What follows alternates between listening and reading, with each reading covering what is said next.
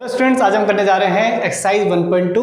तो देखिए एक्सरसाइज 1.2 में आपका क्वेश्चन नंबर 5th, 6th और 7th ये बचा हुआ है। मैंने 4 क्वेश्चन तक करा दिया है, ठीक है।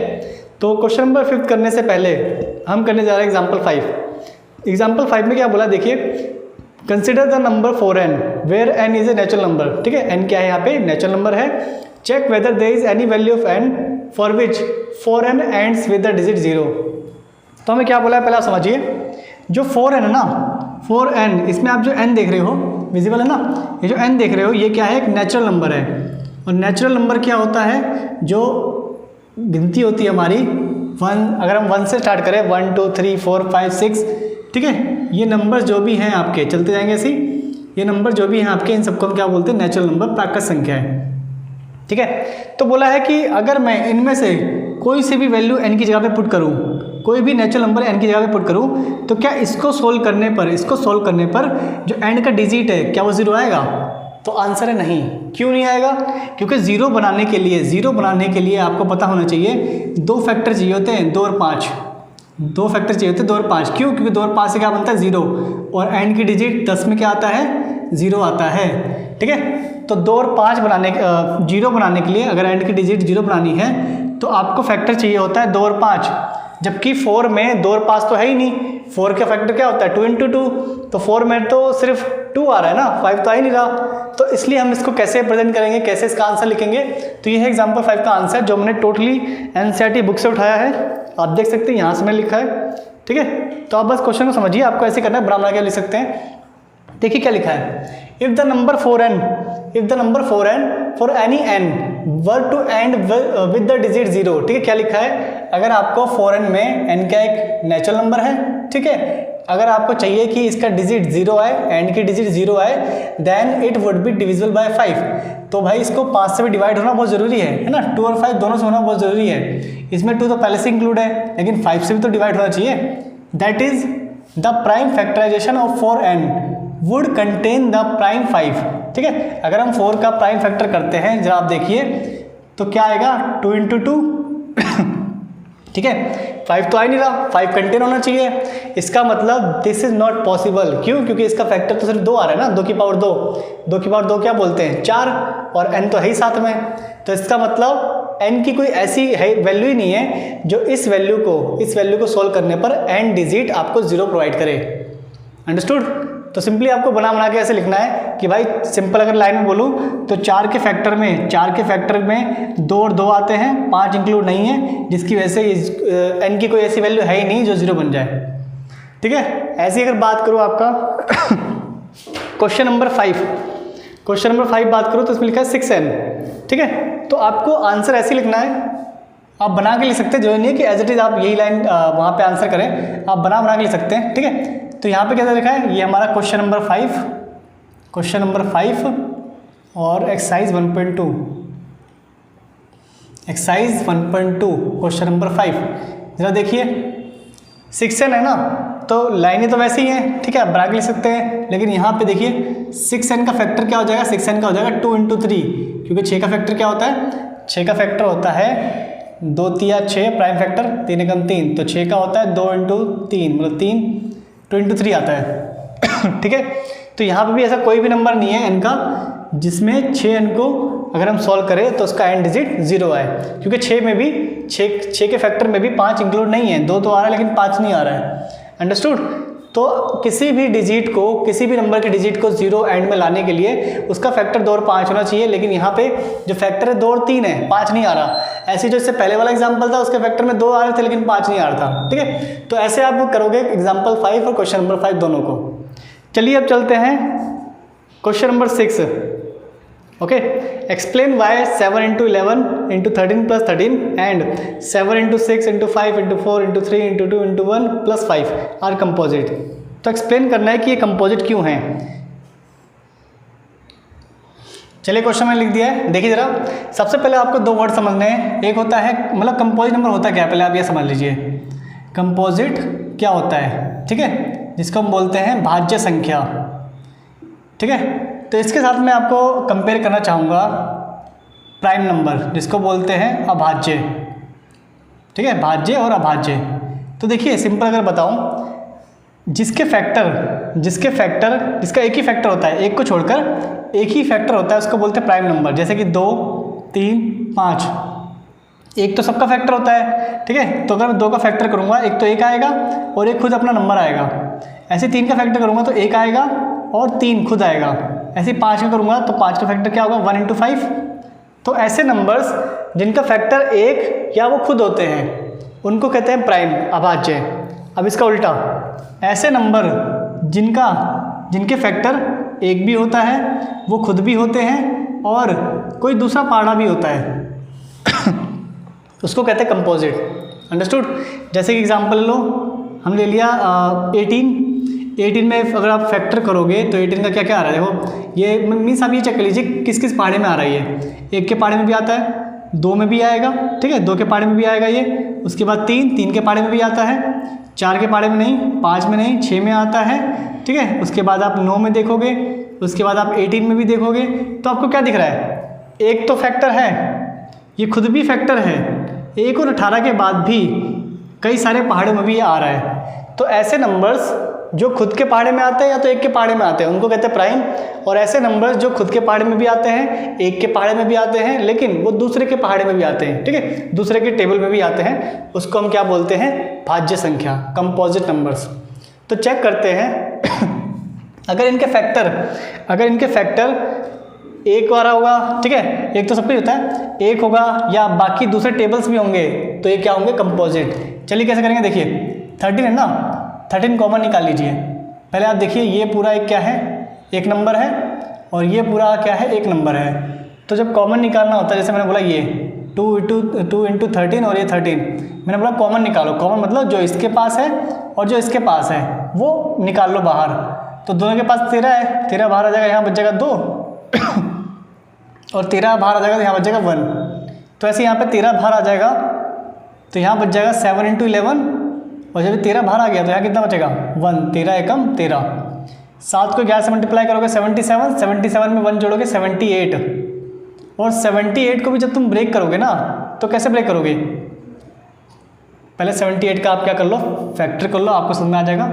देखो ज़रा, 2 की टेबल से जा रहा है, फिर 3 की टेबल से जा रहा है और फिर ये 13 की टेबल से जा रहा है। तो 78 में भी एक 13 है, एक 3 है, एक 2 है।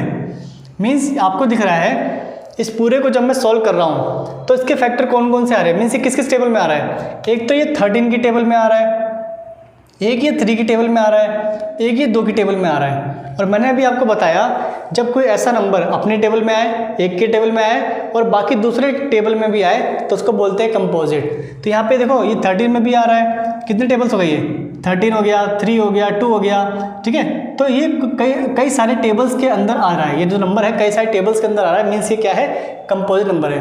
तो जिसके 2 से ज़्यादा फैक्टर होते हैं ना, एक को इंक्लूड करके, जैसे मान लीजिए 7 है, 7 का 1 फैक्टर है और 7 फैक्टर है, मीन्स 1 की टेबल में आएगा, 7 की टेबल में आएगा। जिसके 2 फैक्टर होते हैं उसको बोलते हैं प्राइम। जिसके 2 से ज़्यादा फैक्टर होते हैं, एक तो होगा ना इनके पास, एक तो सब में आता है, जिनके 2 से ज़्यादा फैक्टर होते हैं एक को मिलाकर उनको बोलते हैं कंपोजिट। तो ये क्या है, कंपोजिट, साफ साफ यहाँ पे दिख रहा है। ऐसे इसको देखो जरा, ये पूरा 1 डिजिट है, ये पूरा 1 है, इन दोनों में क्या कॉमन है, 5 बाहर निकालूंगा तो क्या बचेगा, 7, 6, 5 तो बाहर आ गया, 4, 3, 2, 1 और यहाँ से 5 जब बाहर निकलेगा कितना बचेगा यहाँ पे 1, क्योंकि 5 एकम 5 होता है, ठीक है। इसको मल्टीप्लाई करो, 2 × 6, 6 × 24 और 7 × 42, तो ये 24 है और ये 42 है, ठीक है। मैंने आपको ट्रिक बता रखा है, 4 दूनी 8, 2 दूनी 4, 4 × 16, 16 × 4 20, 4 दूनी 8, 8 2 10, कितना आएगा ये 1008। आप ट्रिक वाली वीडियो देख सकते हैं।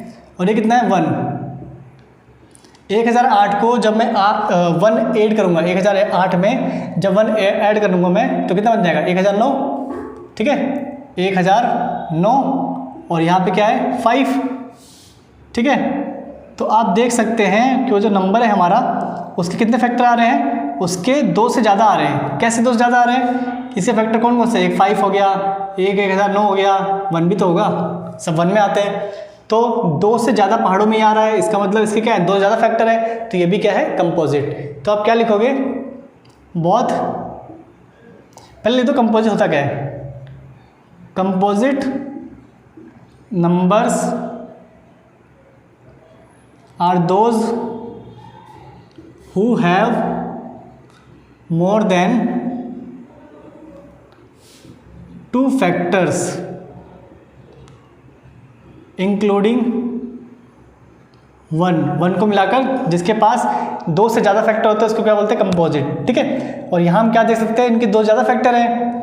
हेयर वी कैन सी मैं बोल रहा हूँ, लिखते जाइए। Here we can see both numbers have more than 2 factors. That's why both are composite numbers. Understood? तो ऐसे आप बना के लिख सकते हैं, जैसे भी आप बनाना चाहो। ठीक है, तो आप बनाकर इसको मेंशन कर सकते हैं। तो हमसे पूछा था क्या ये मीन्स ये कंपोजिट क्यों है, चेक कीजिए। तो ये कंपोजिट है क्यों? क्योंकि इनमें 2 से ज़्यादा फैक्टर्स आ रहे हैं, एक को इंक्लूड करके 2 से ज़्यादा फैक्टर्स आ रहे हैं, तो ये क्या है? हमारे कंपोजिट हैं। ठीक है, तो एक जैसे मान लीजिए 7 है, तो 7 का जो फैक्टर होता है 1 होता है, 7 होता है। तो जो एक के पहाड़े में आते हैं और खुद के पहाड़े में आते हैं उनको बोलते हैं प्राइम। और जो एक के पहाड़े में आ रहे हैं, खुद के पहाड़े में आ रहे हैं, लेकिन दूसरे के पहाड़े में भी आ रहे हैं, दूसरे के टेबल में भी आ रहे हैं, उनको बोलते हैं कंपोजिट। जैसे कि ये सब है, एक भी है ना, मेंशन नहीं किया मैंने, लेकिन एक तो होता ही है ना। एक भी है, मान लीजिए खुद भी है पर बाकी भी तो है। एक भी है, मान लीजिए खुद भी है लेकिन बाकी भी तो है। तो ये क्या है? कंपोजिट। अंडरस्टूड? तो आई थिंक आपको समझ में आ गया होगा, विजिबल भी होगा सही तरीके से। ठीक है, चलिए अब चलते हैं क्वेश्चन नंबर 7। तो क्वेश्चन नंबर 7 को पढ़िए। क्वेश्चन 7 देखिए। क्वेश्चन 7 में क्या बोला हुआ है? There is a circular path. ठीक है, एक आपका सर्कुलर पाथ है, मीन्स सर्कल में बना हुआ एक रास्ता है। यहाँ पे 2 बंदे, एक सोनिया है और एक रवि है। सोनिया और रवि इस पाथ पे चक्कर लगा रहे हैं। ठीक है, जैसे आप पार्क जाते हैं, है ना, या फिर आपने पार्क देखा होगा, उस पार्क में मान लीजिए जो पथ बना होता है वो सर्कुलर ट्राइंगल के रूप में, सॉरी सर्कुलर जो सर्कल होता है उसके रूप में। ठीक है, जिसको हम विड्थ बोलते हैं। ये क्या हमारा? विड्थ, इंग्लिश में सर्कल। तो सर्कल के रूप में पथ दे रखा है, इसको हम क्या बोलेंगे? सर्कुलर पथ। ठीक है, तो देखिए इसमें क्या बोला हुआ है। तो जो दोनों बंदे हैं ना, सोनिया और रवि, तो आप उसमें बोला हुआ है कि मान लीजिए वो दोनों एक ही बिंदु से स्टार्ट करते हैं। तो सोनिया और रवि दोनों एक ही बिंदु से दौड़ना स्टार्ट करते हैं। सोनिया पूरे इस राउंड को, पूरे इस पथ को कंप्लीट करने में 18 मिनट लेती है, और रवि जो है वो इस पूरे पथ को कंप्लीट करने में, एक चक्कर लगाने में 12 मिनट लेता है। ठीक है, ये एक चक्कर लगाने में 18 मिनट, ये एक चक्कर लगाने में 12 मिनट। तो ऑब्वियस सी बात है, कौन तेज दौड़ रहा है? जो कम समय ले रहा है। ठीक है, इसका मतलब जो रवि है हमारा, रवि तेज दौड़ रहा है, वो 12 मिनट में ही पूरी जो चक्कर है, एक चक्कर कंप्लीट कर दे रहा है, और ये 18 मिनट में कर रही है ना। तो एक बात बताइए, जब दोनों एक ही दिशा में और एक ही पॉइंट से स्टार्ट करेंगे, है ना, स्टार्ट करेंगे दौड़ना, तो कब जाके मिलेंगे? आप कैसे निकालेंगे? देखिए, जैसे मान लीजिए सोनिया और रवि दोनों आपस में दौड़ रहे हैं, तो रवि क्या होगा? रवि पहले यहाँ पे आ जाएगा, और जो सोनिया होगी मान लो वो थोड़ा पीछे होगी, है ना। रवि मान लो यहाँ पे एक चक्कर पूरा कर लिया, और सोनिया क्या है? पीछे है। फिर रवि दोबारा दौड़ेगा, ऐसे सोनिया भी आगे बढ़ती जाएगी। ठीक है, लेकिन एक टाइम ऐसा आएगा, रवि और सोनिया दोनों आपस में बिंदु पे मिल जाएंगे। रवि और सोनिया दोनों आपस में एक बिंदु पे मिल जाएंगे। ठीक है, लेकिन वो बिंदु कैसा होगा? तो इसके लिए आप क्या करोगे? वो नंबर ढूंढोगे, वो मैक्सिमम नंबर ढूंढोगे जिसपे वो दोनों लाई करें, जिसपे वो दोनों मिलेंगे। और मैक्सिमम नंबर कैसे आएगा? एलसीएम से कम वो कौन सा नंबर है, कम से कम वो कौन सा पॉइंट है जिसपे वो दोनों मिलेंगे। तो इस चीज़ में हम क्या करते हैं? उसका एलसीएम निकालते हैं। तो मीन्स 18 और 12 का हम क्या करेंगे? एलसीएम निकालेंगे। तो 18 और 12 का एलसीएम निकालिए। तो 18 का एलसीएम कितना आएगा? करिए जरा, 2 × 18, 3 × 9 और 3 × 3। ठीक है, ऐसे ही आप 12 का कीजिए, 2 × 6 12, 2 × 3 6 और 3 × 3, मीन्स 18 और 12 यहाँ में लिख रहा शो हो रहा है ना। 18 का जो एलसीएम है वो है 2 × 3 × 3, और जो 12 का एलसीएम है वो है 2 × 2 × 3।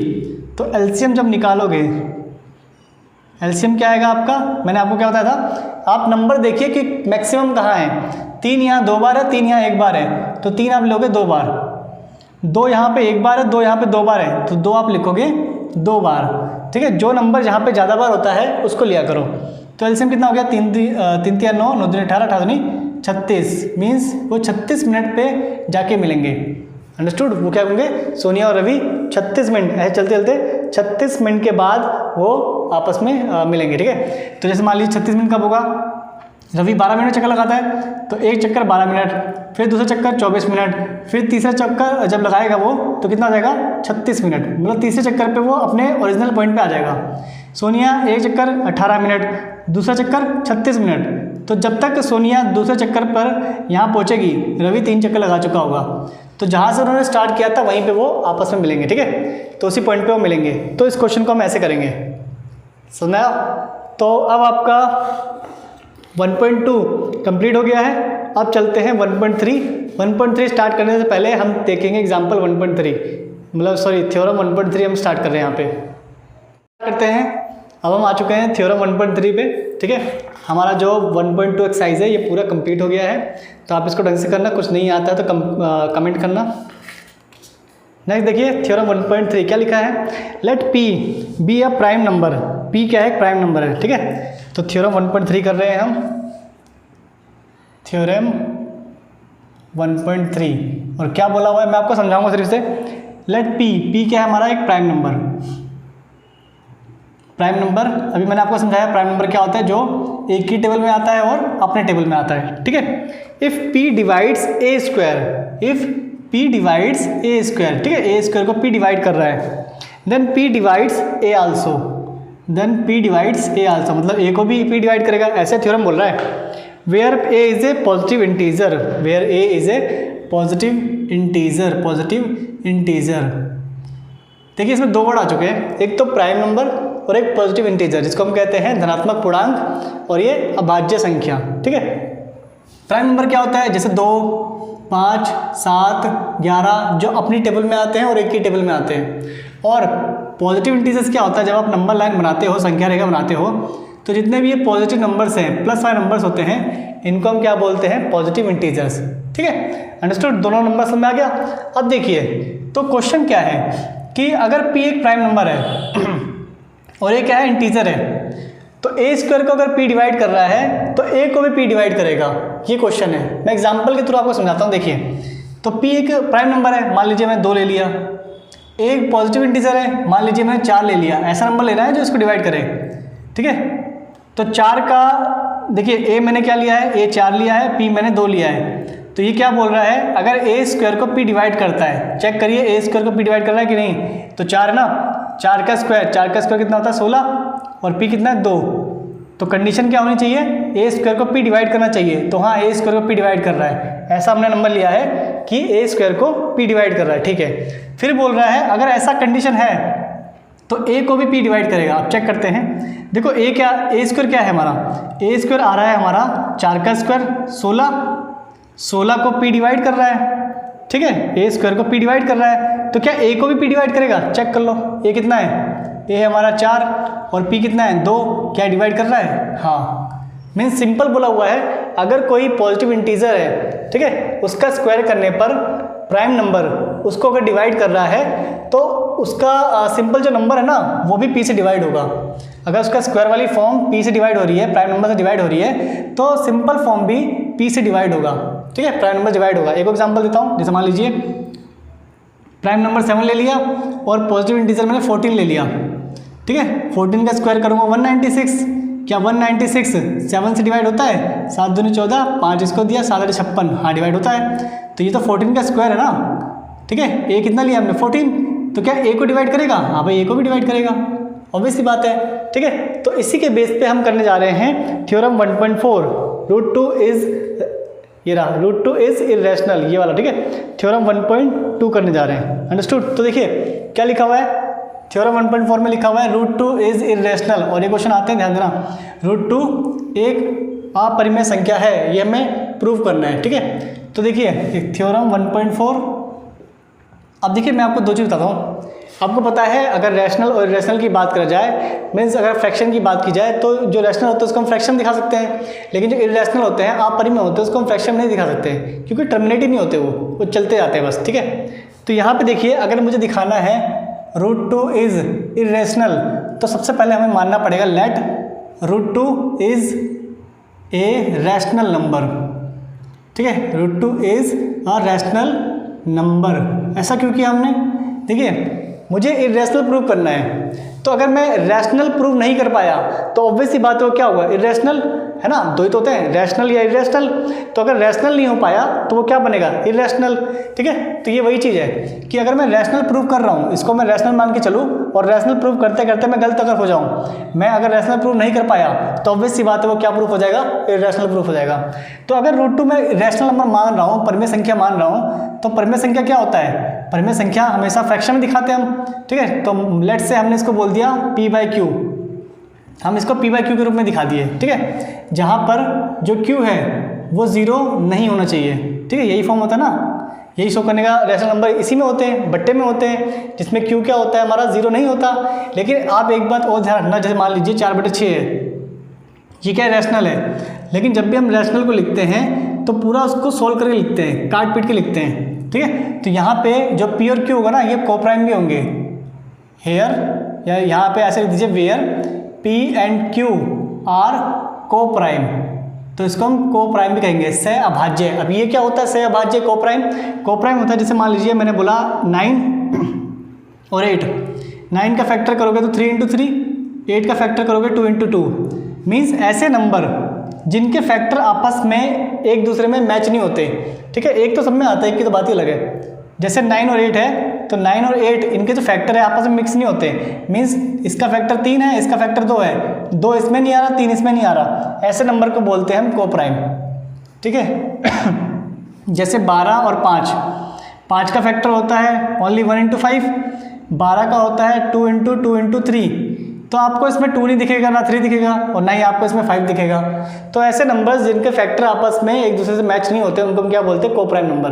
तो जब भी हम रैशनल नंबर लिखते हैं तो उसको हम पूरा सिंपल काट के लिखते हैं। ठीक है, सॉल्व करके लिखते हैं, कैंसिल करके। तो यहाँ पे आप देख रहे हो 2 का जो फैक्टर होगा और 3 का जो फैक्टर होगा आपस में इंक्लूड नहीं होंगे। तो रैशनल नंबर जब भी हम लिखते हैं वो कोप्राइम होते हैं। ठीक है, मीन्स उसको कैंसिल पूरा सॉल्व करके अगर हम लिखेंगे तो कोप्राइम होगा। ये बात आपको समझ में आ गई हुई। ठीक है, तो √2 को हमने रैशनल मान लिया है, रैशनल माना है तो उसको p/q में दिखा सकते हैं। q 0 नहीं होना चाहिए, ये रैशनल नंबर का फॉर्मेट होता है, और p/q क्या होगा हमारा, p और q क्या होगा, कोप्राइम होगा। ठीक है, चलिए अब हम क्या करेंगे, अब हम इसमें स्क्वायर करते हैं both side, squaring both side, squaring both side, सही से लिखते थोड़ा, स्क्वायरिंग बोथ साइड। ठीक है, तो इसका मतलब इसको भी स्क्वायर करूँगा और p/q इसको भी स्क्वायर करूँगा। √2 का स्क्वायर क्या होता है 2, मीन्स ये कैंसिल हो जाता है, और p का स्क्वायर p स्क्वायर, q का square q square.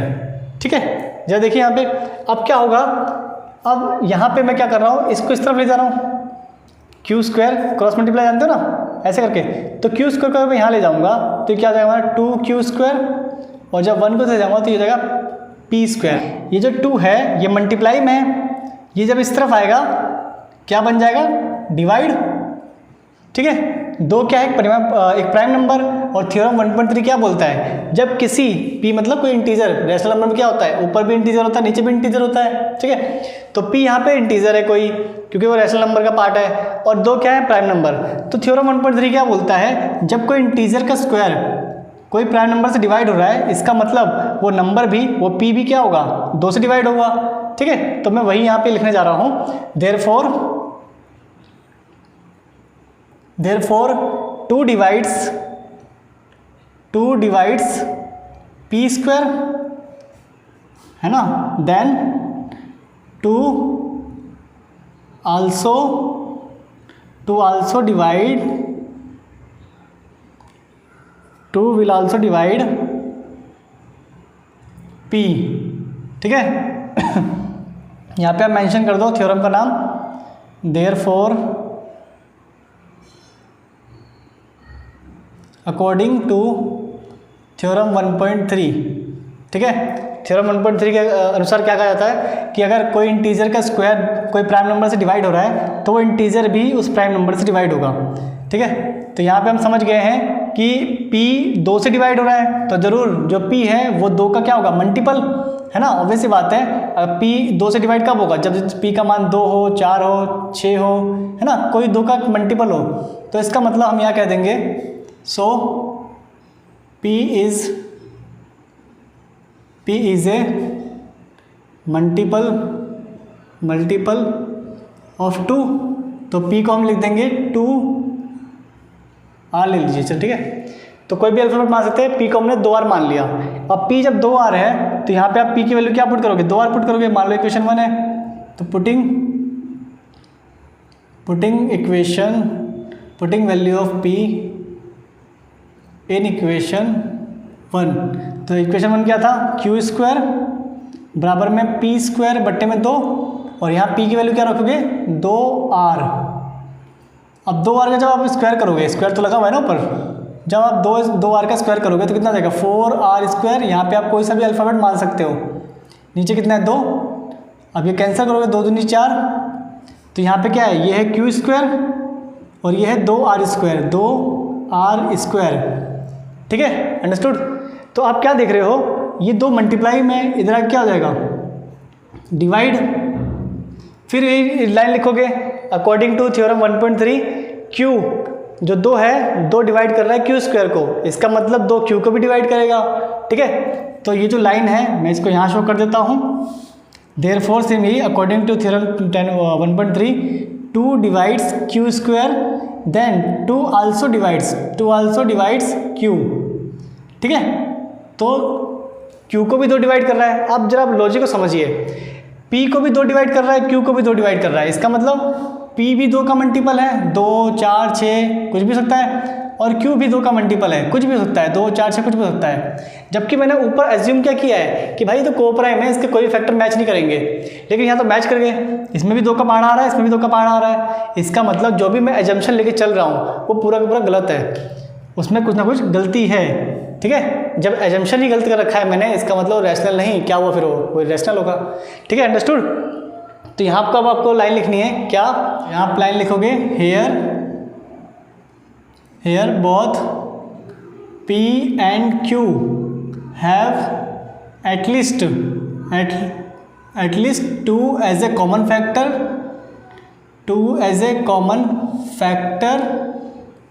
so this contradict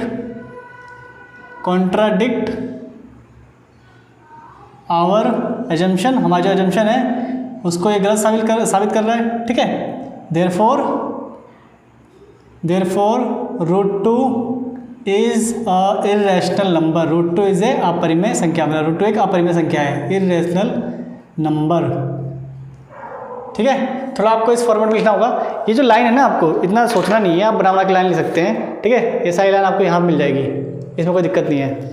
तो सबसे पहले जब आप क्वेश्चन समझिए, क्वेश्चन क्या था, हमें रूट 2 को प्रूव करना है इरेशनल। तो सबसे पहले हम मान के चलेंगे रूट 2 क्या है, एक रैशनल नंबर है। रैशनल प्रूफ नहीं कर पाए तो ऑब्वियसली बात है क्या होगा, इरेशनल होगा। तो अगर ये रैशनल नंबर है, समझना, अगर ये रैशनल नंबर है, रैशनल नंबर फ्रैक्शन में दिखाते हैं हम, ठीक है, तो इसको हम फ्रैक्शन में दिखा देंगे कि ये भाई फ्रैक्शन के बराबर होगा। ये जो फ्रैक्शन होते हैं यहाँ पे पी और क्यू क्या होता है, पी और क्यू इंटीजर्स होते हैं।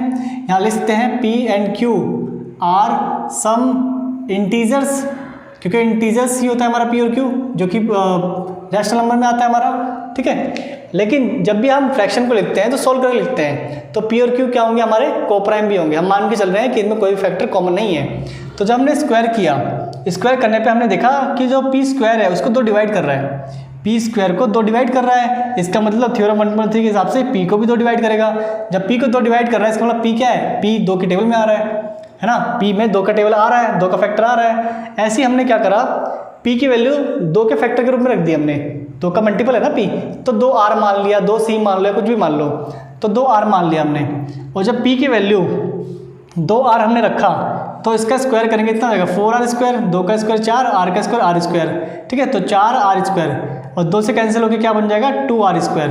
तो q स्क्वायर बराबर में 2r स्क्वायर, ठीक है। अब 2 मल्टीप्लाई में इधर आके डिवाइड होगा, मीन्स क्यू स्क्वायर को भी 2 डिवाइड कर रहा है, और जब क्यू स्क्वायर को 2 डिवाइड कर रहा है तो इसका मतलब क्यू को भी 2 डिवाइड करेगा, ठीक है। क्यू को भी 2 डिवाइड करेगा, इसका मतलब क्यू में भी 2 का पहाड़ा है, 2 का टेबल है, तो इसमें भी 2 कॉमन आ रहा है, इसमें भी 2 कॉमन आ रहा है। इसका मतलब जो हमने एजम्पशन माना है वही गलत है, और जब एजम्पशन जो गलत है हमारा, तो रैशनल से उसको हम क्या बोलेंगे, इरेशनल बोलेंगे, अंडरस्टूड। सेम ऐसे ही आपका क्वेश्चन है एग्जाम्पल 9, लाइनें वाइनें सब कुछ सेम है। एग्जाम्पल 9 कैसे करोगे, एग्जाम्पल 9 देखिए, एग्जाम्पल 9 रूट 3 है, तो आज जहाँ पे आज 2 लिखा है वहाँ 3 लगा दीजिए।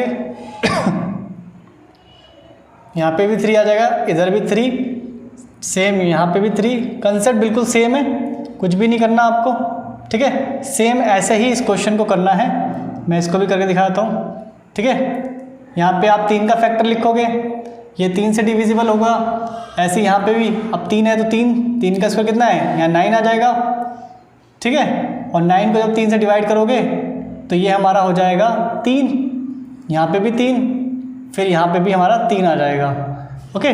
फिर आप वही लाइन लिखोगे कि इसमें 3 एक फैक्टर है, इसका मतलब ये भी क्या है, इर्रेशनल। बिल्कुल सेम क्वेश्चन है, ठीक है। एग्जाम्पल 9 ऐसे ही आप करोगे। एग्जाम्पल 9 हो गया आपका। ऐसे ही देखिए एक्सरसाइज 1.3 में जो क्वेश्चन नंबर फर्स्ट है वो भी ऐसे ही है। क्या दे रखा है, √5 को इर्रेशनल प्रूव करो, तो ये हो गया हमारा question number 1। Question number 1 exercise 1.3, ठीक है। तो जहाँ पे 3 आप 5 लगा दीजिए, हो गया आपका ख़त्म, ठीक है। एक समझना है इसमें, एक समझोगे और बाकी सारे इस टाइप के क्वेश्चन सारे हो जाएंगे, ठीक है। तो आप चाहे तो उसका स्क्रीनशॉट ले लीजिए, वैसे तो बुक में दिया हुआ है।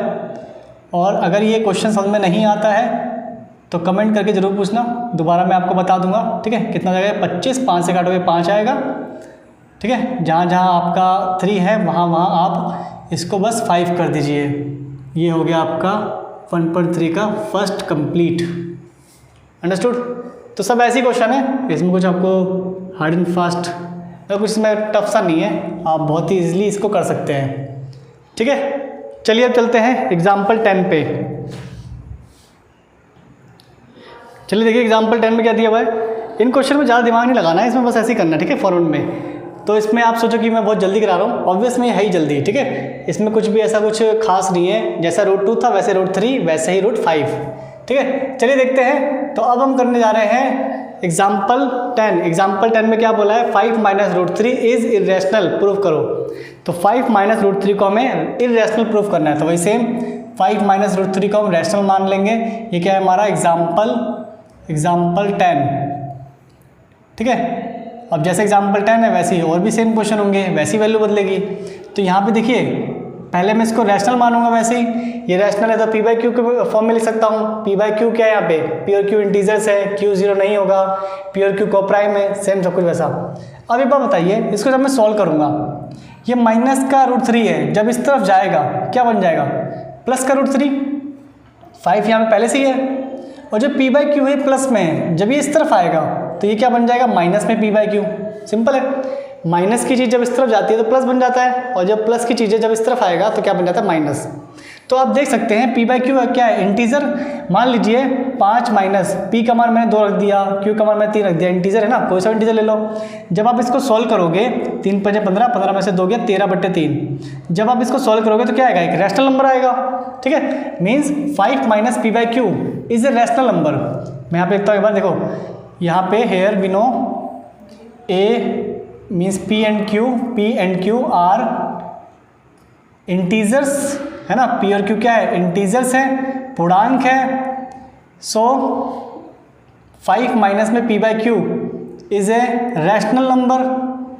ऑब्वियस ही बात है, किसी अगर ये इंटीजर्स है, इनको हम सॉल्व करेंगे, जैसा मैंने सॉल्व करके दिखाया था, तो एक रैशनल नंबर आएगा। जैसे 13/3 आ रहा था, is a rational number.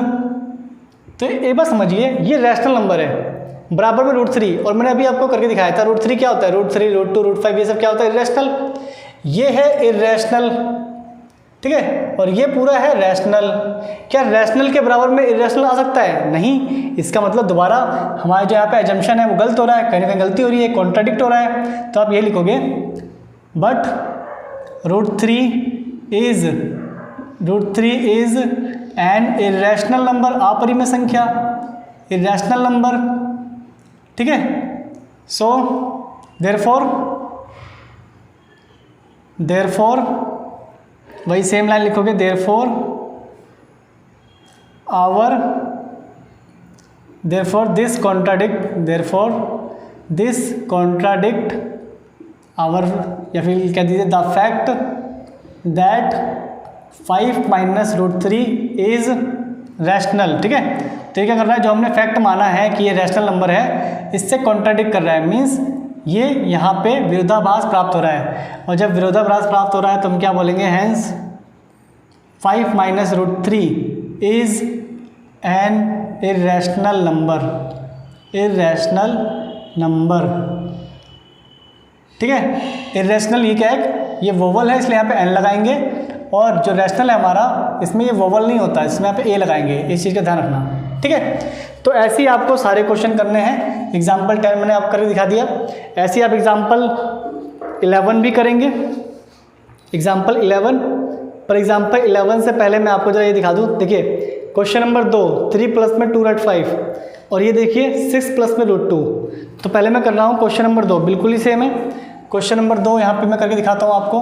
Question number 2 लिखा हुआ है 3 प्लस में 2 रूट 5, 3 प्लस में 2 रूट 5, ठीक है, सही है ना, ठीक है। तो आप यहाँ लिखोगे 3 प्लस 2 रूट 5 रैशनल, यहाँ पे अब आप इसको सॉल्व कैसे करेंगे। देखिए पी बाई क्यू है ना, इसको तो यहीं रहने दीजिए, 3 प्लस का है, इस तरफ जाएगा तो माइनस का बन जाएगा, ठीक है। तो यहाँ क्या बच गया 2 रूट 5। जब आप इसको सॉल्व करोगे तो कैसे करोगे, या तो चलो ठीक है सॉल्व करता हूँ, तो p माइनस 3q बट्टे में q, ठीक है, और 2 यहाँ मल्टीप्लाई है, जब इस तरफ आएगा तो 2 क्या बन जाएगा डिवाइड में, मीन्स आपका इक्वेशन क्या बनेगा सॉल्व करने के बाद ये।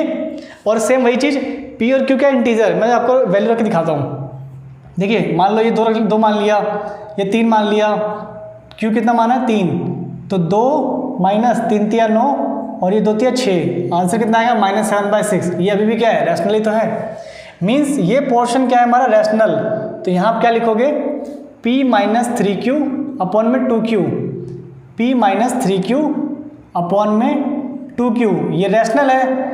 लेकिन हमें पता है कि रूट 5 एक इरेशनल नंबर है, फिर से क्या होगा कॉन्ट्राडिक्ट होगा, मीन्स जो हमारा क्वेश्चन है 3 प्लस 2 रूट 5 ये क्या है एक इरेशनल नंबर है, ठीक है, अंडरस्टूड। तो बहुत इजी है इन सब क्वेश्चन को करना, ठीक है। ऐसे ही मैं आपको क्वेश्चन नंबर 2 कर दिया हमने, बिल्कुल सेम था। क्वेश्चन नंबर 3 का थर्ड पार्ट, क्वेश्चन नंबर 3 का थर्ड पार्ट करके दिखाता हूँ। और जो यहाँ पे आपका थर्ड पार्ट है वो है 6 प्लस रूट 2, ठीक है, 6 प्लस रूट 2। तो यहाँ हो जाएगा 6 प्लस रूट 2, और यहाँ पे जब आप लिखोगे 6 प्लस रूट 2, सॉल्व कैसे करेंगे वो आप ध्यान से देखना, बस में सॉल्व करने की दिक्कत है। तो 6 प्लस रूट 2 को कैसे सॉल्व करेंगे, 6 प्लस का है, जब इस तरफ जाएगा तो p बाई क्यू माइनस में 6 हो जाएगा, ठीक है, और इधर क्या बच गया रूट 2। सेम फिर से इसको सॉल्व करोगे, कोई ना कोई एक रैशनल नंबर आएगा, means p by Q upon में 6, ये तो एक रैशनल हो गया, ठीक है। लेकिन जो रूट 2 है वो क्या है इरेशनल, हमने प्रूफ किया है और है भी है, तो इसका मतलब ये फिर से कॉन्ट्राडिक्ट होगा।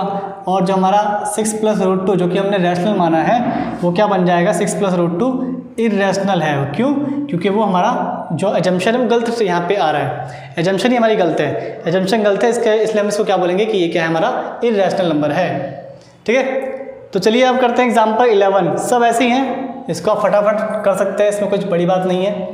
तो एग्जाम्पल 11, बस आपका ना ये जो पोर्शन है सॉल्व करने वाला, बस आपको वही देखना है। एग्जाम्पल 11 देखिए, एग्जाम्पल 11 बोला हुआ है 3 रूट 2, तो यहाँ हो जाएगा 3 रूट 2, इसको प्रूव करना है इरेशनल, रैशनल मानोगे तो देखिए सेम 3 मल्टीप्लाई है, इधर क्या हो जाएगा डिवाइड कहाँ होता है अपॉन में, तो आप इसको ऐसे दिखाओगे 3q, और जब आप p और q क्या इंटीजर वैल्यू पुट करोगे तो क्या आएगा एक रैशनल नंबर आएगा, तो फिर क्या लिखोगे आप 3 बाई पी क्यू, और p अपॉन में 3q is a rational, but we know root 2 is a irrational.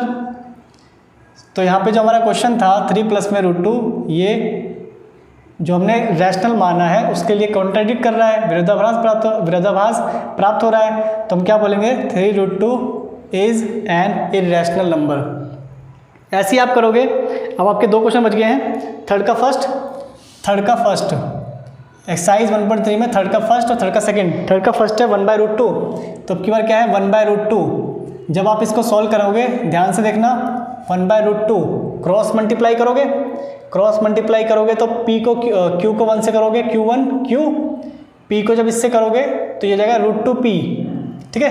तो जब p मल्टीप्लाई में इधर आके क्या बन जाएगा डिवाइड, p बाई क्यू कहो या q बाई p कहो, है तो रैशनल ही ना, तो इसका मतलब यहाँ पे आ रहा है q बाई p जो कि एक रैशनल नंबर है, क्योंकि p और q क्या है इंटीजर, लेकिन √2 क्या है इरेशनल।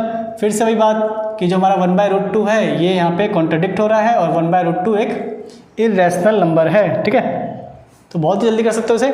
लास्ट क्वेश्चन बचा है, इसको भी कर देते हैं। 7√5, थर्ड का सेकंड, 7√5 कैसे करेंगे इसको देखिए। 7√5 आप इसको रैशनल मानोगे, 7 मल्टीप्लाई है, इधर जाके क्या बन जाएगा डिवाइड, तो 7q हो जाएगा। और 7q आप यहाँ दिखाओगे कि क्या होता है, रैशनल होता है। चलो देखिए, आज एक्चुअली मैं ये रिकॉर्ड आपको करीब 10 बजे रात को कर रहा हूँ। ठीक है, तो जानते हो नॉइस होता है, तो वही है। ठीक है, चलो देखो, तो ये क्या है √5, 7 मल्टीप्लाई में है, इधर जाके क्या बन जाएगा, डिवाइड बन जाएगा, जिसको दिखाओगे 7q, तो यहाँ हो जाएगा आपका p अपॉन में 7q, जो कि क्या है रैशनल नंबर मीन्स। और √5 क्या होता है, इरेशनल, तो ये इरेशनल ये रैशनल बराबर इक्वल में नहीं रख सकते हम, ये इरेशनल है इरेशनल है, तो कॉन्ट्राडिक्ट हो रहा है। और यहाँ पे क्या लिखोगे 7√5, जो कि क्या है एक इरेशनल नंबर है। तो आई होप आपको ये सारे क्वेश्चन समझ में आ गए होंगे, बहुत ही मतलब सब एक जैसे हैं। ठीक है, तो एक टाइप समझ लो, आपको सारे समझ में आ जाएंगे। ये मैंने आपको सारे एग्जाम्पल और ये क्वेश्चन सब करा दिया है, एक क्वेश्चन। ठीक है, अब हम चलते हैं एक्सरसाइज 1.4 पे, जो कि है आपका लास्ट एक्सरसाइज। ठीक है, एक्सरसाइज 1.4 करने से पहले हम जरा सीखेंगे थ्योरम 1.5 देन थ्योरम 1.6। जो थ्योरम 1.5 है ना, उसी का उल्टा है थ्योरम 1.6। ठीक है, जो थ्योरम 1.5 है उसी का उल्टा है थ्योरम 1.6। चलिए देखते हैं थ्योरम 1.5।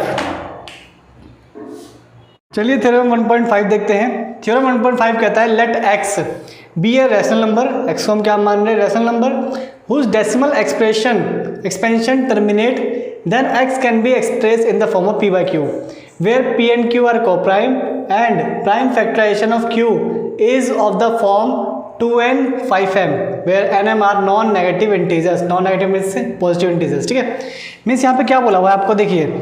सबसे पहले अगर x एक रैशनल नंबर है, ठीक है, तो x एक रैशनल नंबर है, मान लीजिए जैसे 5/2, ठीक है, रैशनल नंबर है। Whose decimal expansion terminate, decimal expansion terminate का मतलब ये होता है कि अगर मैं 5 को 2 से काटता हूँ तो पूरा कट जाए। ठीक है, टर्मिनेट को हिंदी में बोलते हैं शांत। ठीक है, then x can be express in the form of p/q, बिल्कुल x को हम p/q में रिप्रेजेंट कर सकते हैं क्योंकि ये पूरा टर्मिनेट हो रहा है।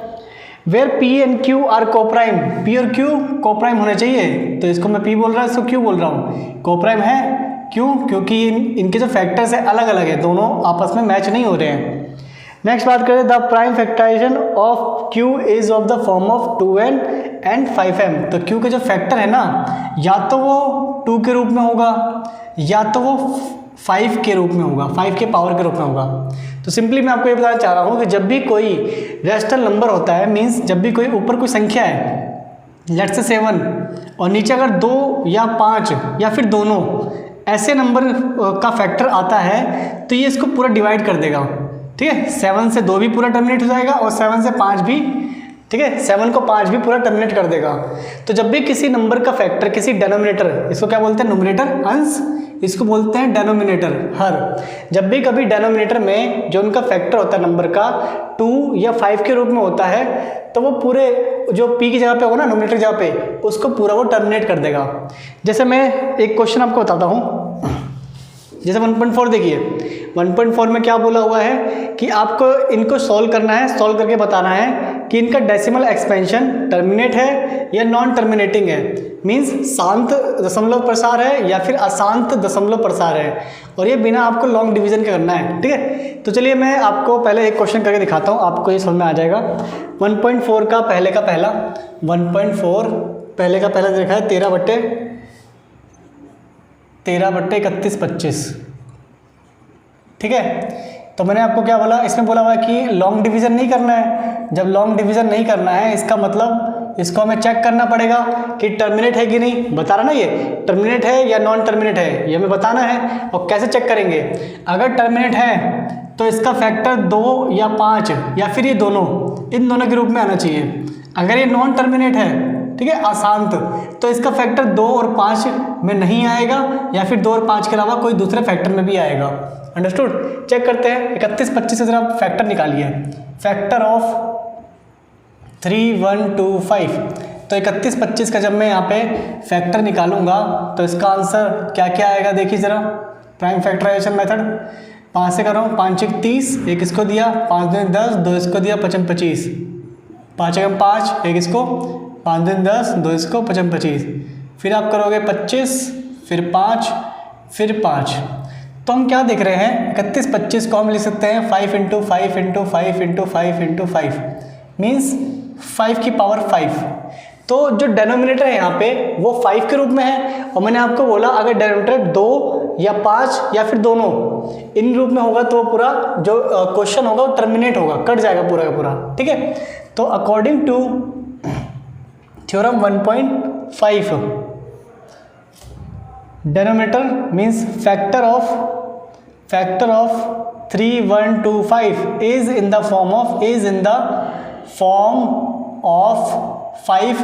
यहाँ पे आप इसे n कर लो, m कर लो, कुछ भी कर लो, ठीक है। तो मैं जैसा बताया गया वैसे m मान के चल रहा हूँ। तो जो इसका फैक्टर है ना उसको हम 5 के रूप में डिफाइन कर सकते हैं। सो 13/3 1 2 5 is a terminating decimal expansion. तो इसको हम क्या बोलेंगे, ये शांत दशमलव प्रसार है, टर्मिनेटिंग डेसिमल एक्सपेंशन। बहुत ही ईजी है, ठीक है। बस आपको क्या चेक करना है, डेनोमिनेटर का जो फैक्टर है क्या वो 5 के रूप में या 2 के रूप में या फिर 2 या 5 दोनों के रूप में आ रहा है कि नहीं, इसके अलावा कुछ नहीं, ठीक है। ऐसे ही थ्योरम 1.6 बोले इसका उल्टा हो गया, थ्योरम 1.6 बोले तो इसका उल्टा हो गया है। अगर इनका फैक्टर देखो, ये क्या बोलता है, अगर कोई रैशनल नंबर होगा और वो टर्मिनेट हो रहा है तो उसका फैक्टर 2 और 5 में आएगा। ये है थ्योरम 1.5। थ्योरम 1.6 क्या कह रहा है कि अगर किसी का फैक्टर 2 या 5 के रूप में है तो इसका मतलब वो नंबर क्या होगा, वो जो संख्या क्या होगा, टर्मिनेट होगा। तो एक्चुअली यहाँ पे बोला जाए ना तो हमने यहाँ पे 1.6 लगाया है, 1.5 नहीं, क्योंकि इसका फैक्टर क्या आ रहा है, 2 या फिर 5 या फिर दोनों। तो यहाँ पे 5 के रूप में दिखाई दे रहा है, इसका मतलब ये जो पूरा नंबर होगा ये टर्मिनेट हो रहा है, ठीक है। तो आप थ्योरम 1.6 पढ़ सकते हैं। अब चलते हैं अपना दूसरे क्वेश्चन पे। ये था हमारा फर्स्ट। सेकंड क्या बोला हुआ है, सेकंड इसमें लिखा हुआ है 17/8। इसको भी चेक करना है कि ये टर्मिनेटिंग है या नहीं। तो 17/8 का फैक्टर कीजिए, मीन्स आप 8 का फैक्टर करोगे, हमेशा डेनोमिनेटर का फैक्टर करना है, ठीक है, नीचे वाली संख्या का। तो चेक करो, इसका फैक्टर करोगे आप, ठीक है। तो क्या आएगा, 8 का फैक्टर होता है 2 की पावर 3। कैसे देख सकते हो, 2 चौक 8, 2 दूनी 4, 2 एकम 2, तो 2 की पावर 3। तो जो हमारा 8 है इसको हम क्या ले सकते हैं, 2 की पावर n मीन्स कोई नेचुरल नंबर है ना, मीन्स सॉरी n मीन्स कोई इंटीजर। तो इसको इस रूप में हम शो कर सकते हैं। इसका मतलब जो 17/8 है ये हमारा क्या है, एक टर्मिनेटिंग डेसिमल एक्सपेंशन है। अंडरस्टूड। ऐसे सारे क्वेश्चन करने। थर्ड करते हैं 64/455। 64/455 ये पहले का थर्ड है हमारा, 64/455। तो 455 का फैक्टर करोगे, 5 के पार्ट से जाएगा, 5 3 45, 5 एकम 5, 7 के पार्ट से 13 7 91 और 13 एकम 13। तो आप यहाँ पे क्या देख रहे हो कि इसके जो फैक्टर है 5 7 13 अदर देन 5 आ रहा है ना। मैंने क्या होता है, या तो 2 आए या तो 5 या तो 2 या 5, इसके अलावा कुछ नहीं। तो यहाँ पे जो फैक्टर है ना आपका, जो 455 का फैक्टर है is not in the form of 2n और 5m and both. So this 64/455 is ये नहीं कटेगा, ठीक है, नॉन टर्मिनेटिंग डेसिमल एक्सपेंशन, ठीक है। तो आपको इसमें क्या बताना है, टर्मिनेटिंग और नॉन टर्मिनेटिंग बताना है। तो ये जो फैक्टर है आपका, मीन्स ये जो क्वेश्चन है आपका, इसमें जो फैक्टर है अदर देन 5 और 2 आ रहा है, इसका मतलब क्या हुआ कि ये non terminating repeated decimal expansion है, ठीक है। अंडरस्टूड। इसको हम बोलते हैं अशांत आवर्ती एक्सपेंशन, ठीक है। तो आपको ऐसे ही सारे क्वेश्चन चेक करने हैं। फोर्थ देखिए, फोर्थ में क्या है, 15/1600। 15/1600 तो आप 1600 का फैक्टर करोगे, 1600 का फैक्टर कितना आएगा आप चेक कर सकते हैं। यहाँ से 2 8 16, 2 चौक 8, 2 दूनी 4, 2 एकम 2, 2 पंजे 10, 5 एकम 5, 5 दूनी 10, 2 एकम 2। देखो 2 कितनी बार है, 1 2 3 4 5 6, 2 6 बार है और 5 2 बार है। मीन्स इसको हम लिख सकते हैं ऐसे, ये जो फैक्टर है इसका 2n, इसका जो फैक्टर है वो 2n और 5m के रूप में है। ठीक है, 1600 का जो फैक्टर है वो 2n और 5m के रूप में है। इसका मतलब जो 15/1600 है ना हमारा, ये क्या है, terminating decimal expansion, terminating decimal expansion. Understood. ऐसे ही चलते हैं। अब हम करते हैं नेक्स्ट, ये था हमारा फोर्थ, इसी का करते हैं फिफ्थ। 29,343, 29,343 जो कि हमारा फिफ्थ है ये। तो जब आप 343 का फैक्टर करेंगे तो आप जानेंगे 343 7 का क्यूब होता है। तो इसका जो फैक्टर आएगा, आप 7 से स्टार्ट कीजिए, 7 21 7 28, फिर इसको 6 मिलेगा, 7 दिन 63, 7 7 49, 7 एकम 7। तो इसका जो फैक्टर है वो है 7 × 7 × 7, मीन्स ये तो 7 के रूप में है, not in the form of 2 और 5 और बोथ। ठीक है, 2 और 5 एंड बोथ। सो हम कह सकते हैं कि जो 29/343 है इज़ नॉन टर्मिनेटिंग, यहाँ पे आ जाएगा आपका non terminating repeating decimal expansion. Understood. ठीक है, हिंदी में क्या बोलेंगे, अशांत आवर्ती दशमलव प्रसार। आई होप आपको समझ में आ रहा होगा। चलिए 6 करते हैं। 6 है 23/2 और 5/2। ठीक है, 23/6 है हमारा, 23/2 और 5/2। ठीक है, ये ना। ठीक है, देखिए इसमें कुछ करने की जरूरत नहीं है, इसमें पहले से ही जो फैक्टर है वो 2 और 3 के रूप में है। ठीक है, तो जो फैक्टर है मीन्स यहाँ कह सकते हो डेनोमिनेटर, क्या लिखोगे आप, denominator is in the form of 2n and 5m। ठीक है, सो 23/2 और 5/2 is terminating decimal expansion. Understood. ऐसे आप करोगे। ठीक है, नेक्स्ट देखते हैं 7th क्वेश्चन, जिसमें लिखा है 129। ये हमारा 7th क्वेश्चन है। 129 बट्टे में 2/2, 5/7, 2/2, 5/7 और 7/5। आप इसको देख के समझ गए। डेनोमिनेटर इज नॉट, मैं सही लिख देता हूँ, denominator is not in the form of 2n और 5m और एंड बोथ। ठीक है, मैंने वो क्या बोला था, 2 या 5 या फिर दोनों, कोई और नहीं होना चाहिए। यहाँ पे 7 भी है, तो 7 भी आने की वजह से ये जो हमारा क्वेश्चन है ये क्या बन जाएगा, ये बन जाएगा हमारा non terminating repeating decimal expansion. Understood. ठीक है, तो ये हमारा 7th। अब चलते हैं 8, 6/15। देखिए फर्स्ट का 8, 6/15। इसको करने से पहले आपको क्या करना है, सबसे पहले इसको कैंसिल हो रहा था, कैंसिल कर दीजिए। 2 3 6, सॉरी 3 दूनी 6, 3 5 15। तो ये क्या हमारा 2/5, और आपको पता है 2/5 इसमें क्या आ रहा है, 5 आ रहा है, मीन्स ये 5 के रूप में है। तो आप क्या लिखोगे, denominator is in the form of 2n। यहाँ आप लिखोगे denominator is in the form of 5m। So 2/5 means 6/15 is a terminating decimal expansion. ये आपका कौन सा क्वेश्चन है, ये है आपका 35/50, 9th। 8 से 9 पे आ चुके हैं हम। 35/50। फिर आप करोगे फैक्टर ऑफ 50 का जब फैक्टर निकालोगे 2 से 25 पे जाएगा, 5 पे 25, 5 25 और यहाँ पे 1, मीन्स 2 × 5 × 5। तो इसको हम क्या लिख सकते हैं, 2 × 5/2। This is in the form of 2 and 5m। That's why 35/50 is terminating decimal expansion. आ गया। चलो आगे चलते हैं। विजिबल है ना, सही है। नेक्स्ट लास्ट 77 बाय आगे दिया है हमें 210, 77/210। 210 को जब आप करोगे, ठीक है, 210 का जब आप फैक्टर निकालोगे तो कितना आएगा, ध्यान से देखना, 2 एकम 2। जब आप दो संख्या को एक साथ करते हो तो पहले 0 उतारते हो, 2 पंजे 10, फिर आप 5 से करना, 5 दूनी 10, 5 एकम 5, 3 सत्ते 21 और 7 एकम 7, ठीक है। 2 5 3 7, 2 5 3 7, ये किसका आ रहा है, 210 का आ रहा है, 2 5 3 7, तो 2 5 3 7।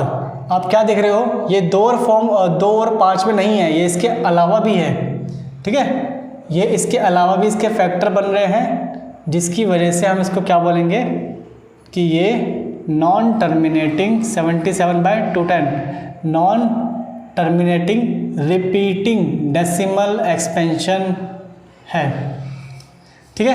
तो ये था आपका question number first 1.4, question number first without any long division we have done this, ठीक है। नॉन टर्मिनेटिंग और नॉन टर्मिनेटिंग दोनों बताना है। चलिए अब बात करते हैं 1.4 का सेकंड क्वेश्चन। इसमें क्या बोला है, राइट डाउन। अच्छा देखिए, जो थ्योरम है ना आपका, थ्योरम 1.7, यही बता दो आपको। इसमें बोला है कि अगर आप किसी भी रेशनल नंबर को, मीन्स उसके प्राइम फैक्टर को अगर 2 और 5 की फॉर्म में नहीं शो कर पा रहे हो तो उसको क्या बोलोगे कि ये नॉन टर्मिनेटिंग रिपीटिंग डेसिमल है, ठीक है। और यहाँ पे मैंने एक गलती क्या करी है, जब भी आपका नॉन टर्मिनेटिंग आएगा यहाँ थ्योरम 1.7 लिखोगे, ये नोट कर लेना। यहाँ जब भी नॉन टर्मिनेटिंग रिपीटिंग आएगा तो आप थ्योरम 1.7 लिखोगे, जब भी टर्मिनेटिंग डेसिमल एक्सपेंशन आएगा तो आप थ्योरम 1.6 लिखोगे। इसको आप करेक्ट कर लेना। देखिए क्वेश्चन 2 में क्या बोला है, write down the decimal expansion of those rational numbers in question 1 which have terminating decimal expansion. Means आपको क्या करना है, क्वेश्चन 1 में जिसका भी आंसर टर्मिनेटिंग आया था ना, उन सबका डेसिमल एक्सपेंशन लिखना है, ठीक है। तो कौन कौन से टर्मिनेटिंग थे देखिए जरा। सबसे पहले 3rd, ठीक है, 3rd 5th 7th 10, इन क्वेश्चन के जो आंसर थे वो क्या है, नॉन टर्मिनेटिंग, तो इसको तो बिल्कुल नहीं करना, ठीक है। जो बाकी बच गए ना, तो कौन सा है, 1st 2nd, ये सब जो बच गए, इनको छोड़ के जो बच गए उन सबको हमें करना है। तो करते हैं जरा। देखिए सबसे पहले फर्स्ट क्वेश्चन, फर्स्ट क्या है हमारा, तो ये मैं आपका, ये मैं सेकंड कर रहा हूँ, सेकंड का फर्स्ट 13/3125।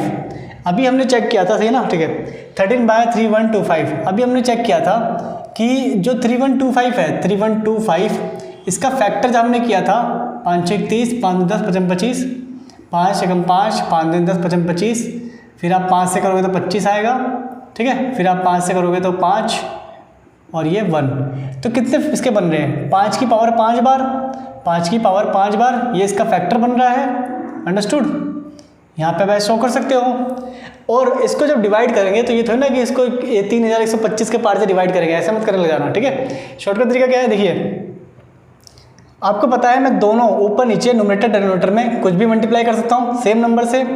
यहाँ पे 5 बार 5 है तो मैं 5 बार 2 से मल्टीप्लाई कर रहा हूँ, 5 बार 2 से मल्टीप्लाई कर रहा हूँ। जब 5 बार 2 से मल्टीप्लाई करूँगा तो ऊपर भी 5 बार 2 से मल्टीप्लाई करना पड़ेगा। क्यों? क्योंकि क्वेश्चन पे असर ना पड़े, ठीक है। तो देखिए 5 दूनी 10, 5 दूनी 10, तो इसका मतलब नीचे क्या आ जाएगा, 10 कितनी बार आ जाएगा, 5 बार, मीन्स 10 के कहने मतलब 5 0 आ जाएगा, ठीक है। इससे एक 0, फिर इससे एक 0, ऐसे करते करते मेरे पास आ जाएगा 5 0, ठीक है। लेकिन जब इसको आप करोगे, इसको सोल्व करना है, 2 की पावर 5 कितना होता है, 32, 2 दूनी 4, 4 दूनी 8, 8 दूनी 16, 16 32, 32 को 13 से करना है। अब 32 को 13 से करोगे, 13 का पहाड़ा पढ़ लो, 13 दूनी 26, 33 39, 2 41, तो ये है 416। अब 416 को इससे डिवाइड करना है। अब ये ईजी है क्योंकि 0 से डिविजन करने वाले जो क्वेश्चंस होते हैं, मीन्स 0 मीन्स 10 के जो मल्टीपल्स होते हैं, उससे डिवाइड करना बहुत ईजी होता है। जैसे मैं आपको समझाऊँ, 23/10 है, तो आपको कुछ नहीं करना, 1 0 मतलब पीछे से इस तरफ से, राइट हैंड साइड की तरफ से पीछे से एक संख्या छोड़ के पॉइंट लगा दो। ऐसे यहाँ कितने हैं, 5 0, तो 1 2 3 और क्या होगा 4 5, यहाँ पे आ जाएगा आपका पॉइंट, मीन्स डेसिमल। तो ये हो गया आपका आंसर, ठीक है। तो इसका आंसर क्या है आपका, ये ऐसा में। तो ऐसे आपको करना है 0.00415। चलिए ऐसे ही आपको नेक्स्ट करके दिखाता हूँ। तो हमने फर्स्ट कर लिया है, याद रहे हमें थर्ड नहीं करना ना, ये इनमें से कुछ नहीं करना। तो सेकंड करते हैं। अब सेकंड क्या है हमारा, 17/8, 17/8 और अभी हमने जब 8 का फैक्टर किया था, 17/8 में 8 का फैक्टर किया था तो वो आया था हमारा 2 की पावर 3, 2 है ना। अब क्या करोगे, 3 बार 5 से ऊपर नीचे मल्टीप्लाई कर दो, जिससे क्या होगा, नीचे 10 बन जाएगा। आपको नीचे 10 बनाना है किसी भी हालत में, ठीक है।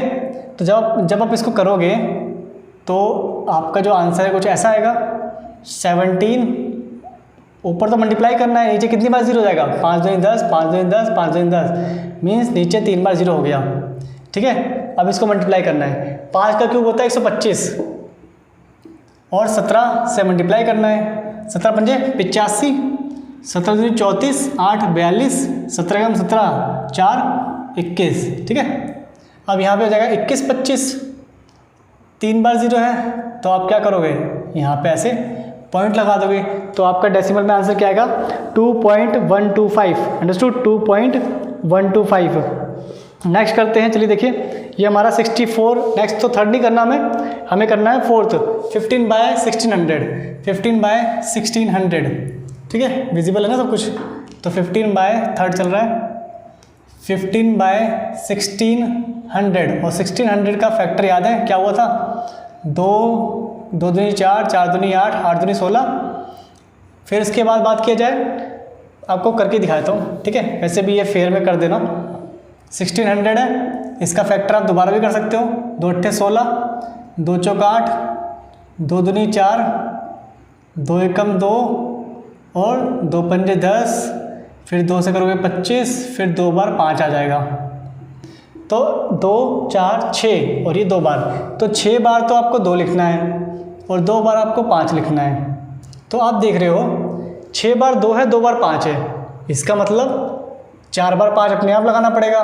तो 4 बार 5 मैंने अपने आप इसमें ऐड कर दिया, तो ऊपर भी क्या होगा, 4 बार 5 से मल्टीप्लाई करूँगा, देखिए 10 बन जाएगा सबके सब। तो नीचे तो क्या है, नीचे 6 बार 5 है, 6 बार 2 है, मीन्स 0 कितने होंगे 6। और ऊपर जब आप मल्टीप्लाई करोगे, 5 का क्यूब होता है 125, 125 पंजे 625, 625 को 15 से गुणा करना है, 625 को 15 से गुणा करोगे, 15 पचे 75, 15 दूनी 30, 37, 90, 15 छके 90, 3 93, तो ये जाएगा 9375। और 9375 को जब डिवाइड करोगे कितनी जीरो है, 6 जीरो, तो 1 2 3 4 आगे 5 6, जहाँ पूछता हूँ 0, तो 6 के बाद पॉइंट लगा दोगे, ठीक है, मीन्स डेसिमल लगा दोगे। और 6 के इस तरफ क्या, मतलब पॉइंट के इस तरफ क्या होगा, कुछ नहीं है तो 0, तो आंसर क्या हो गया आपका दिस, अंडरस्टूड, 0.009375, ठीक है, 0.009375। अब हम करते हैं नेक्स्ट, फिफ्थ हमें नहीं करना है, अब हम कर रहे हैं 6, जो कि है 23 2 की पावर 3 5 की पावर 2, 23 2 की पावर 3 5 की पावर 2। आई होप आपको समझ में आ रहा होगा। वीडियो को लाइक शेयर सब्सक्राइब सब कर दीजिए। 23/2 की पावर 3 5 की पावर 2। आप यहाँ क्या देख रहे हैं, 2 लिखा है 3 बार, 5 लिखा है 2 बार, इसका मतलब एक बार 2 से मल्टीप्लाई करना है। तो ये तो बहुत सिंपल है, 23 दूनी 46, नीचे कितना हो जाएगा, सॉरी एक बार 5 से मल्टीप्लाई करना है, ठीक है, तो 5 से मल्टीप्लाई करोगे, 5 दिया 15, 5 10 और 1 11, मीन्स 115, 23 पंजे 115, ठीक है। अब ये कितना है, 3 0, 3 बार बन रहा है ना, तो आंसर क्या हो जाएगा 511, यहाँ पे डेसिमल, ये आपका आंसर, ठीक है, 0.115। चलो नेक्स्ट करते हैं।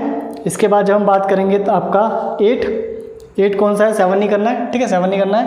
8 है आपका 6/15, 6/15, 6/15 आपको पता है इसका जो फैक्टर है ना। आप पहले क्या कीजिए, इसको कैंसिल कर लीजिए, 3 से काटूंगा 3 दूनी 6, 3 बजे 15, तो 2/5 है ना ये, इसका मतलब इसमें सिर्फ 2 से मल्टीप्लाई करना है, तो ऊपर नीचे 2 से मल्टीप्लाई करूँगा, ये 4 हो जाएगा, ये 10 हो जाएगा, और 4/10 को हम जब डिवाइड करेंगे कितना आंसर आएगा 0.4, तो इसका आंसर हो जाएगा 0.4, अंडरस्टूड। नेक्स्ट करते हैं सेकंड में, 8 हो गया है। 9 देखिए 35/50, ये भी टर्मिनेटिंग था। 50 का जब हमने डिवाइड प्राइम फैक्टर किया था तो 2 से करेंगे 25, फिर 5 से करेंगे 5 और 5 से 1, मीन्स इसका फैक्टर आ रहा है, 50 का फैक्टर आ रहा है 2 × 5 × 5, इस 2 के लिए 5 है, लेकिन इस 5 के लिए 2 नहीं है, तो आप 2 से मल्टीप्लाई करोगे। 35 दूनी 70, तो यहाँ पे कितने जीरो जाएंगे? 2 जीरो, 1 जीरो से 1 जीरो कैंसिल हो गया, आंसर कितना आ गया? 0.7, ठीक है, 0.7। तो ऐसे आपको करना है। 10th आपको नहीं करना है, 10th हमारा क्या था? नॉन टर्मिनेटिंग था, अंडरस्टूड। तो यहाँ पे हमारा जो सेकंड क्वेश्चन है ये कंप्लीट हो गया है, और अब चलते हैं थर्ड क्वेश्चन पे, ठीक है। तो जरा थर्ड क्वेश्चन देखिए क्या बोला हुआ है। थर्ड क्वेश्चन बोला हुआ है, पहले आपको बताना है कि इनमें से कौन कौन से रैशनल है और कौन कौन से इरैशनल है, और इसको बताकर आपको बताना है कि क्यू के बारे में, जो प्राइम फैक्टर होंगे ना क्यू के, उसके बारे में आप क्या कहोगे। मीन्स सबसे पहले 3 नंबर्स दे रखे हैं थर्ड में, आपको बताना है कौन सा रैशनल है और कौन सा इरैशनल है। तो सबसे पहले जरा बता देते हैं कौन सा रैशनल है और कौन सा इरैशनल है। तो 1.4 में फर्स्ट और सेकंड पूरा कंप्लीट हो गया है, सिर्फ थर्ड बचा है, last of this exercise and this chapter. तो पहला है आपका 43 पॉइंट, मैं एक बार लिख देता हूँ। तो पहला है आपका 43.12345678 ये क्वेश्चन है।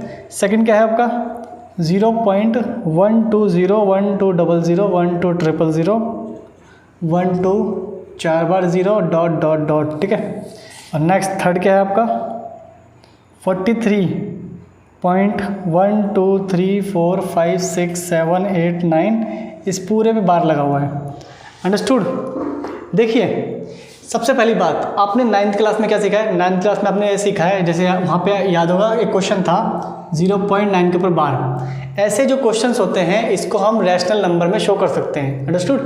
तो जो बार वाले क्वेश्चन होते हैं और जो पूरा डिविजिबल होते हैं क्वेश्चन, जो पूरा टर्मिनेट होते हैं, ये हमारे रैशनल नंबर होते हैं। इसका मतलब इसको हम p/q के रूप में लिख सकते हैं। कैसे? देखिए ज़रा, इसको हम अगर मैं p/q के रूप में लिखूँ तो 1 2 3 4 5 6 7 8 9 मीन्स क्या आंसर आएगा? कितनी जीरो आएगी इसमें?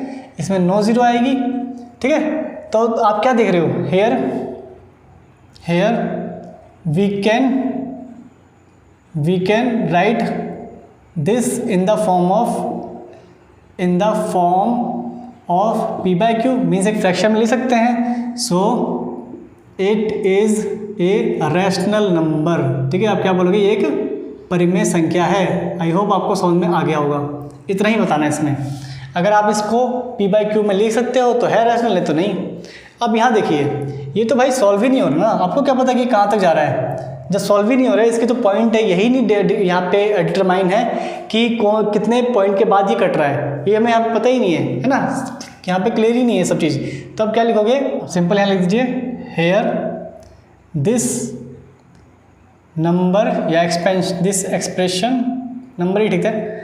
Hair this number can not be write in the form of p/q, so it is an irrational number, ये रैशनल नहीं है, अंडरस्टूड।